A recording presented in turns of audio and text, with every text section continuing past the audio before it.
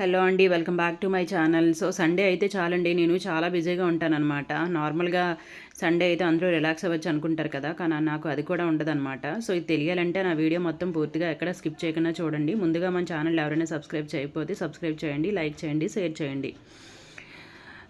So ముందైతే నేను దీపం పెడదామని చెప్పి చూడండి పూజ సామాన్లన్నీ ఇలా నీట్గా కడుక్కున్నాను అనమాట. సో ఈ లోపలే నేను స్నానం చేసి వచ్చి టిఫిన్ చేసేసాను మా హస్బెండ్కి. ఇంకొక దోశ కావాలంటే కూడా వేస్తున్నాను అనమాట. సో 7 లోపలే నేను టిఫిన్ మొత్తం కూడా కంప్లీట్ చేసేసేయాలి.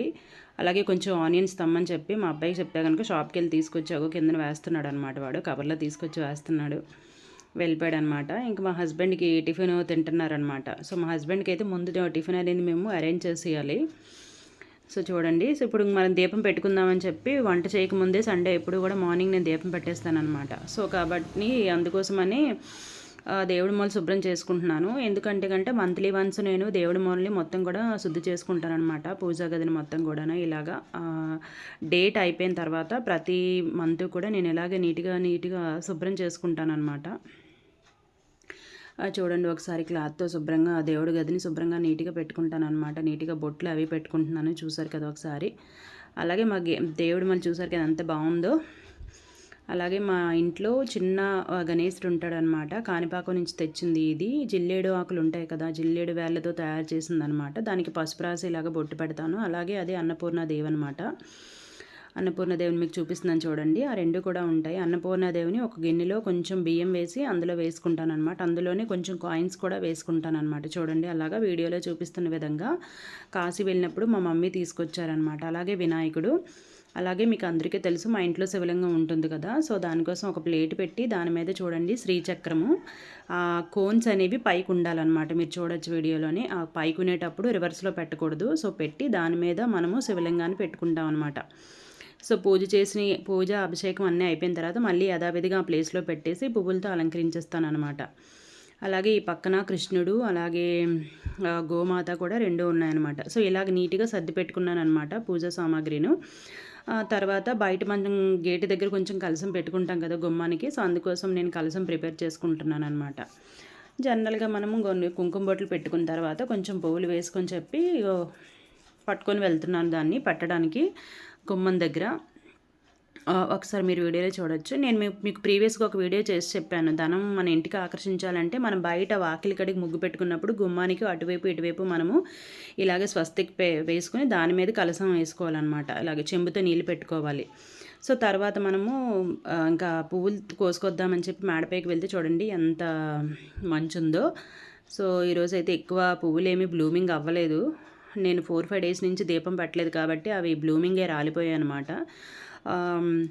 గులాబీ, అలాగే కొంచెము కనకాంబరాలు, అలాగే కొంచెం తులసి కూడా కోసుకున్నాను అనమాట. సో తులసి ఎందుకంటే మనకి కృష్ణుడి దగ్గర, అలాగే రామునికి సమర్పించడానికి వెంకటేశ్వర స్వామికి అనమాట. తులసి కోసుకుంటున్నాను. తులసి మంత్రం చదువుకొని రోజు 4 రెమ్మలు మాత్రమే కట్ చేస్తాను అనమాట.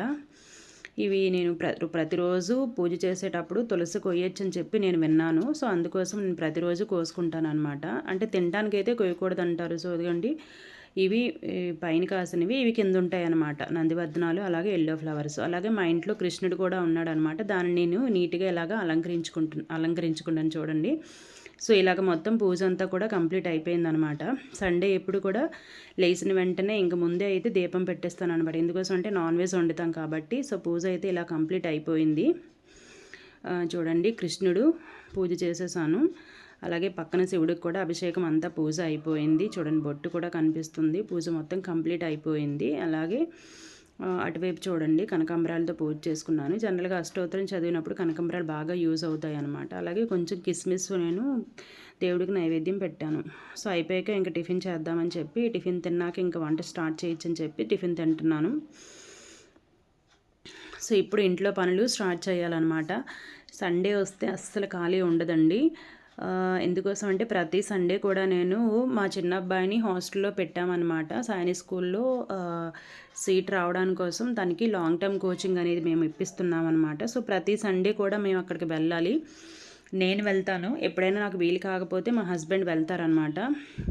వాడికి కావలసిన బట్టలు అన్నీ కూడా ప్రిపేర్ చేసి ఇవ్వాలన్నమాట వాడికి. సో ఫస్ట్ అయితే నేను పాలు కొంచెం వేడి చేసి దాంట్లో పెరిగేస్తున్నాను అనమాట, పాలు తోడు పెట్టడానికి. ఈరోజు శీతాకాలం కాబట్టి కొంచెం గోరువెచ్చగా ఉంటేనే పాలు తోడుకవుతాయి కాబట్టి ముందైతే అది నేను ప్రిపేర్ చేసేసాను. సో ఇంకా చికెన్ చేద్దామని చెప్పి ప్రతి సండే కూడా వాడికి నాన్ వెజ్ వండి పట్టుకెళ్తాను అనమాట. వాడు ఏది కావాలిస్తే అదే అనమాట, చికెన్ కానీ మటన్ కానీ లేదంటే ఫిష్ కానీ ఏది వండమని చెప్తే అది నేను ప్రిపేర్ చేసి పంపిస్తాను అనమాట. దానికోసం నేను ఆనియన్స్ అయితే వేసుకుంటున్నాను. జనరల్గా నేను వండే వంటల్లో ఎక్కువగా నాన్ వెజ్ అనేది బాగా వండుతానని మా హస్బెండ్ అంటారనమాట. నా తర్వాత ఎవరైనా నాన్ వెజ్ వండేదనమాట. సో నా స్టైల్లో నేను చికెన్ అనేది ఎలా ప్రిపేర్ చేస్తున్నానో ఒకసారి చూడండి. ఆ నార్మల్ ప్రొసీజరే కానీ ఇంకొంచెం డిఫరెంట్గా చేస్తానన్నమాట. ఫస్ట్ ఏం చేయాలి, కళాయిలో ఇలాగో ఆనియన్స్ అలాగే పచ్చిమిర్చి చిన్న చిన్న ముక్కలుగా కట్ చేసుకుని ఆయిల్ వేసుకొని కొంచెం ఫ్రై చేసుకోవాలన్నమాట. సో ఈ లోపల ఈ ఫ్రై అవుతుండగా అన్నం పెట్టాను అనమాట. 1.5 గ్లాసు సరిపోద్ది మా 4 మెంబర్స్కి కూడా అనమాట. 1.5 గ్లాస్కి 4 గ్లాసెస్ వాటర్ వేసుకుంటాను అనమాట. నేను కుక్కర్లో అన్నం పెట్టను, అట్టేసరన్నం అనేది వండుతాను అనమాట. కుక్కర్లో వండకూడదని చెప్పి అన్నారని చెప్పి ఇంకా అట్టేసర పెట్టుకుంటాను అనమాట. సో చూడండి, ఆనియన్స్ అయితే కొంచెం వేగుతున్నాయి, కొంచెం వేగుతున్నాయని ఇప్పుడు అల్లం వెల్లుల్లి పేస్ట్ ప్రిపేర్ చేసుకుంటున్నాను అనమాట. జనరల్గా అల్లం వెల్లుల్లి పేస్ట్ ఇన్స్టెంట్గా ప్రిపేర్ చేసుకుంటేనే ఫ్లేవర్ అనేది నాన్ వెజ్కి చాలా బాగా నాన్ వెజ్ చాలా బాగుంటుంది అనమాట. అందుకోసం నేను నాన్ వెజ్ చేసినప్పుడు మాత్రం కంపల్సరీగా ఇలాగ ముద్ద అప్పటికప్పుడే ప్రిపేర్ చేసుకుంటాను అనమాట, అల్లం వెల్లుల్లి పేస్ట్. సో పేస్ట్ కూడా వేసేసాను అనమాట. సో చికెన్లో మాత్రం మనం కంపల్సరీగా టమాటోస్ మాత్రం వేయాలి అండి, ఎందుకంటే నీసు వాసన రాకుండా ఉంటుంది అనమాట. సో ఇది అయిపోయిన తర్వాత చూడండి, చికెన్ వేసుకొని కొంచెం అటు ఇటు కలిపి వదిలేయాలి. అలాగా వదిలేసిన తర్వాత మనము చెప్పాను కదా ఇందాక, టమాటాలు మాత్రం కంపల్సరీగా వేసుకోవాలి, లేదంటే కొంచెం స్మెల్ అనేది వచ్చేస్తుంది అనమాట, నీసు వాసన.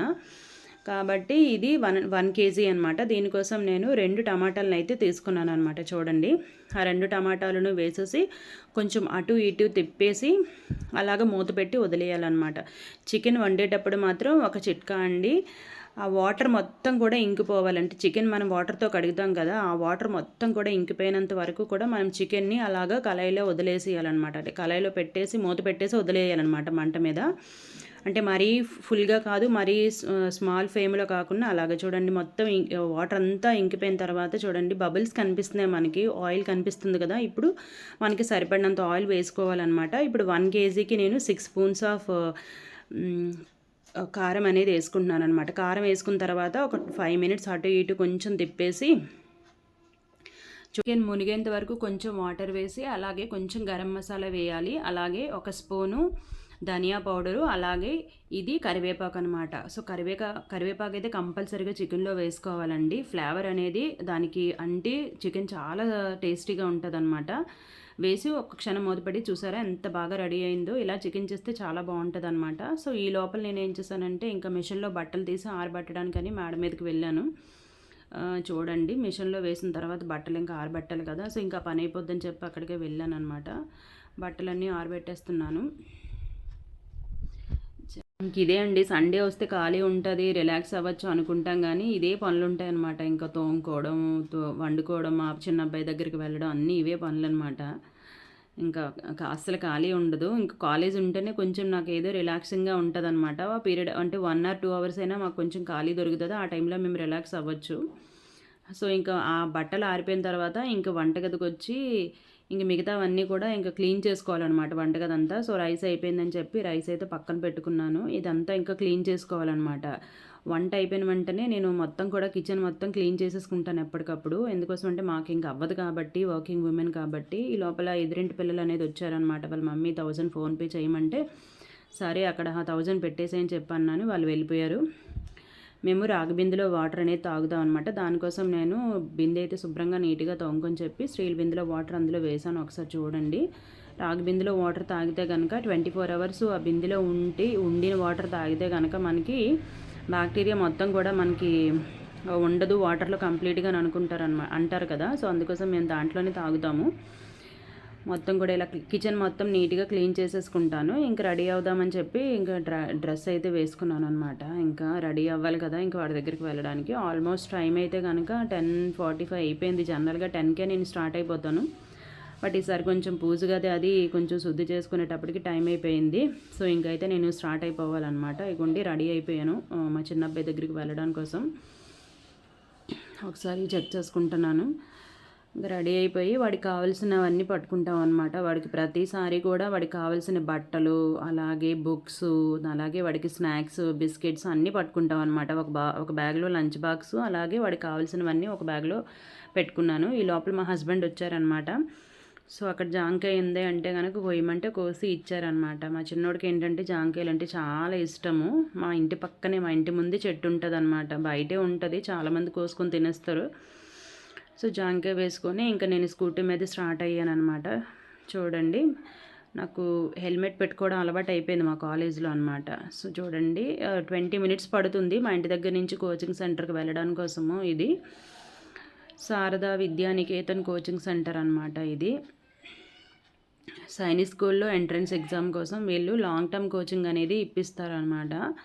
4th కంప్లీట్ అయిపోయిన తర్వాత మనం ఇక్కడ పెట్టేయాలి. అంటే 5th మొత్తం కూడా అక్కడే చదువుతారనమాట పిల్లలంతా. 5th కంప్లీట్ అయిపోయిన తర్వాత మనము ఎగ్జామ్ అనేది రాయాల్సి ఉంటుంది. ఇది మా వాడు పెట్టనమాట. అక్కడ 200-300 మెంబర్స్ ఉంటారు పిల్లలందరూ కూడా. ఒక్కొక్కరికి ఒక్కొక్క పెట్టి ఉంటుంది అనమాట. అందులో వాళ్ళన్నీ పెట్టుకోవాలి. సో ఇక్కడికి వెళ్ళిన తర్వాత ఫస్ట్ ఆఫ్ ఆల్ నేనైతే అక్కడ పెట్టంతా ముందు నీట్గా దులిపేసి కొన్ని బట్టలన్నీ నీట్గా సర్దేస్తాను అనమాట. వాడికి కావాల్సినవి ఏవేవైతే తీసుకొచ్చానో అన్నీ అక్కడ పెట్టేస్తాను అనమాట నీట్గా. ముందంతా అయితే శుభ్రం చేసిన తర్వాత చూడండి ఎంతమంది పేరెంట్స్ బ్యాక్ సైడ్ ఉన్నారో వాళ్ళకి కూడా ఇదే పని అనమాట. ప్రతి సండే కంపల్సరిగా నేను వెళ్ళాలి. అలాగే ఏదో ఒక నాన్ వెజ్ ప్రిపేర్ చేసి పట్టుకెళ్తాను. చికెను, అలాగే వాడికి ఊతప్పం ఇష్టం అనమాట కాంబినేషను. అవి పట్టుకెళ్ళి ఇస్తాను అనమాట వాడికి ప్రతి సండే. వాడికి ముందు రోజు ఫోన్ చేస్తాడు ఏం కావాలనేది. ఆ విధంగా నేను పట్టుకెళ్తాను అనమాట. చూడండి ఎదురుగా పిల్లలు. సండే అంతా అక్కడ సందడిగా ఉంటుంది అనమాట. ప్రతి పేరెంట్ వస్తారు కదా. ఇది కోచింగ్ సెంటర్ చాలా స్పేసియస్గా ఉంటుంది. కోచింగ్ సెంటర్ అయితే ఎడ్యుకేషన్ అయితే చాలా బాగుంటుంది, కానీ ఫుడ్ అయితే కొంచెం బాగోదు. హెల్త్ ఇష్యూస్ అయితే చాలా వచ్చేస్తాయి. 1 మంత్ ఉందే కదని చెప్పి మేము ఉంచేసాం అనమాట అన్ని. ఇది అండి సండే నా లైఫ్ ఇలా ఉంటుంది అనమాట. నా వీడియో నచ్చితే లైక్